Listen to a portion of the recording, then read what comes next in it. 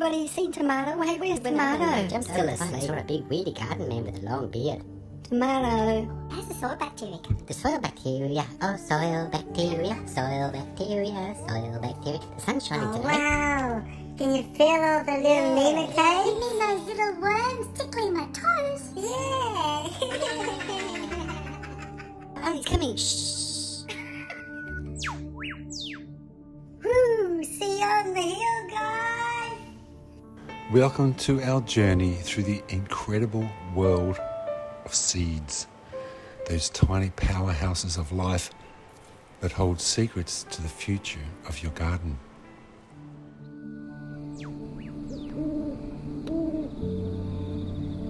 Hist, hark, the night is very dark, but even so, the microorganisms poo and fart. It was 2 days before the full moon in Pisces, the water sign, the perfect time to plant the seeds of fruiting annuals. G'day and welcome back to the Weedy Garden. In this episode where we talk about moon planting. I'm going to plant some seeds.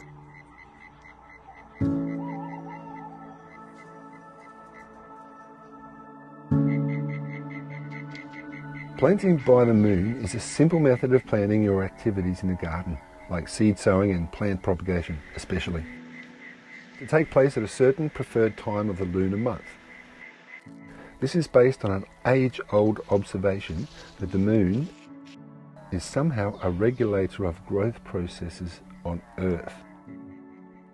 Although this is not fully understood by science, so that's why I'm doing some little experiments here in the garden. So I've got a whole vegetable garden ready to go there.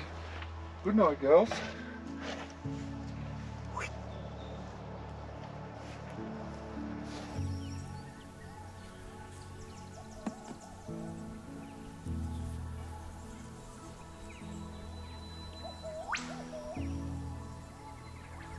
On this video I'm going to try and explain to you how to use the Astrological Moon Planting Guide.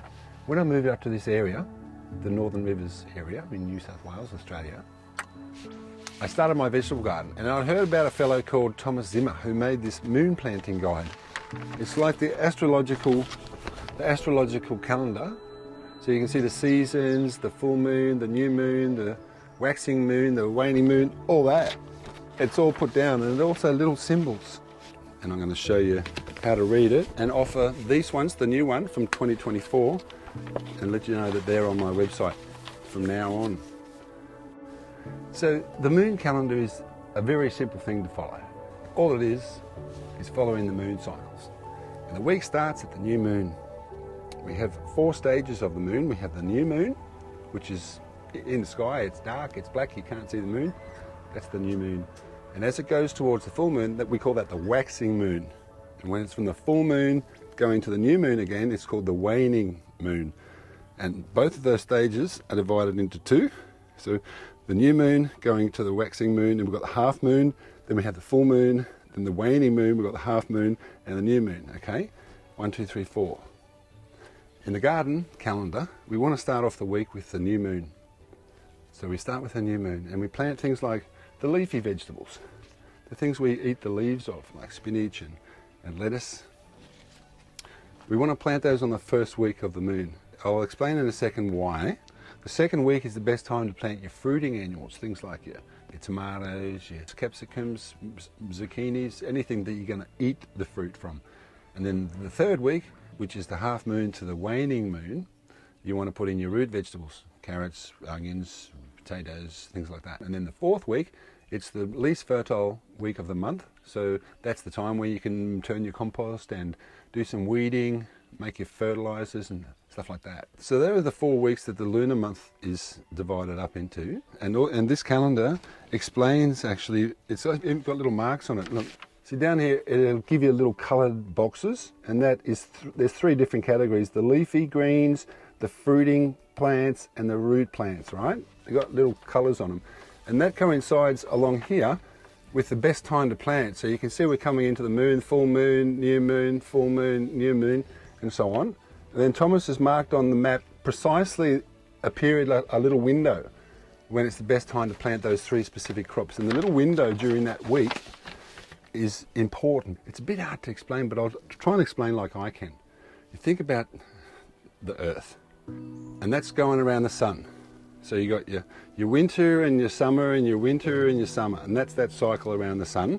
And as it's doing that, you got the moon, and the moon's spinning around like that around the earth. Well, we all know about the tides. The tide goes in and out every day, and that's the moon swinging around the planet. And the moon's, whether it's the gravitational force or the magnetic force, whatever you want to call it, that force of the moon is pulling the water with it. And it's not only pulling the oceans, it's pulling all the water.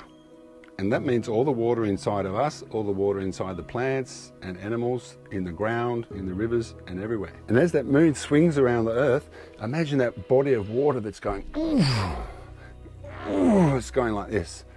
And we all know that in the full moon we get the biggest tides, okay? So if you can imagine that body of water that's getting swung around the earth, that is going away from, and if you think about the seed, that water is up here and then it's going down this way.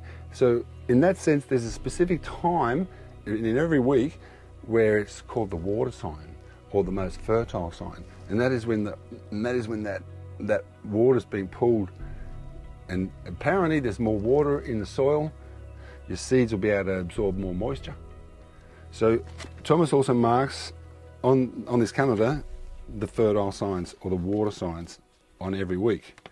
So basically by understanding that, you can see exactly within a little period of like a day or two when the best time to plant is. So you don't have to understand why particularly. All you need to do is to follow the calendar. And I've been doing a few experiments because during the month there is the best time to plant, and then a month later there's the best time to plant. And in between, I would presume, it's the worst time to plant. If you ever planted seeds, sometimes you plant some seeds and it's like, wow, they're doing so well. And other times you plant seeds and it's like, why aren't they coming up? I wonder if it's to do with the fact that they actually do like to come in the ground at a specific time. Not only the seasonal time, but also the monthly time, the weekly time.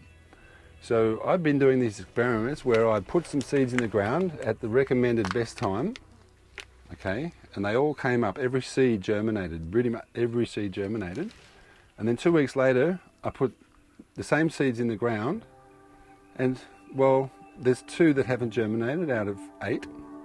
And also, I don't know, these tomatoes don't look very powerful. That's only 2 weeks difference. Same soil. So these were planted at the best time and the worst time, and I don't know, the results for me are a little bit obvious. So that's a little experiment. And I also planted corn. I planted all my vegetables actually on the best time, and then all of them again on the worst time. And the first time I planted corn, they all came up. They're looking very strong and healthy. So these are the ones that are planted on the proper time of the month. See that all the corn came up. And the second time, which is the worst time, they're looking a bit spindly. Only 1, 2, 3, 4, 5 came up out of 10. This one's a bit wobbly. It's almost like it hasn't figured out to make its roots stronger, to support itself. Going through my first experiment, I could kind of see a difference, but you know, I could have, the seeds I planted might have been cracked or something. I don't know for sure. I think to do it, you'd have to plant hundreds and hundreds of seeds, and you'd have to do a huge big experiment. But from now on, I'm going to plant my vegetables at the best recommended time because of the understanding I have. Just having the moon calendar helps a lot, because all you have to do is then just follow that. So, although this calendar is made for New South Wales, Australia, it's very simple to read anywhere in the world. All you have to do is adjust the times. For example, if it says it's going to be a new moon on the 13th of November at 8:30 p.m. in Australia. So if I get on the telephone and talk to someone in Denmark and say, hey, it's 8:30 here, it's full moon at the moment, and they'll say, yeah, it's full moon right at the moment, it's only 12 o'clock here though. That's correct. So basically, all you have to do is just think you're talking to me on the telephone and just adjust the times for where you are in the world. Does that make sense? If you go online to look about moon planting, there's only a certain amount of information out there, and it's a very small amount of information. Basically, the information that you find out on the internet is explaining the 4 phases of the moon, the times to plant the vegetables in the first 3 weeks and to rest on the 4th week, and that it has something to do with the water, the body of water, and the gravitation or the magnetism that the moon is creating around the Earth. And that coincides with the water signs, and on every time of the month where it's best to plant these things, Thomas has put the time during the water sign. It's a beautiful piece of art though, so if you want to grab that, go on to weedergarden.com. And that's about all I know about moon planting. I think it's important really just to understand that you want to give your seeds the best possible life they can have. So that's maybe another little tip of how you can do that. So I hope you enjoyed this video. I hope you learned something. If it maybe has triggered your interest about moon planting, so you can go and search a bit more, find a bit more about it, but there's not much more information to find out. And although Thomas has been doing these calendars for decades, I went and visited him the other day and asked him if he could explain it, and he said, I can't. You can't explain it. So some things in life you can't explain, you don't have to explain.